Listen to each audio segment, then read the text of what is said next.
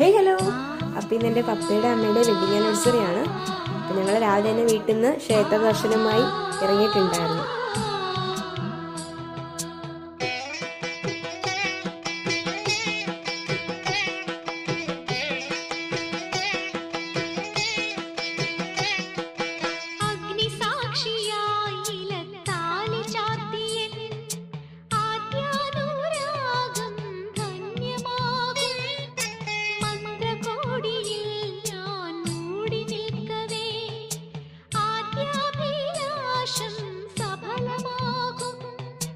നാലാളറിയെ കൈപിടിക്കും തിരുനാടകശാലയിൽ ചേർന്നു നിൽക്കും നാലാളറിയെ.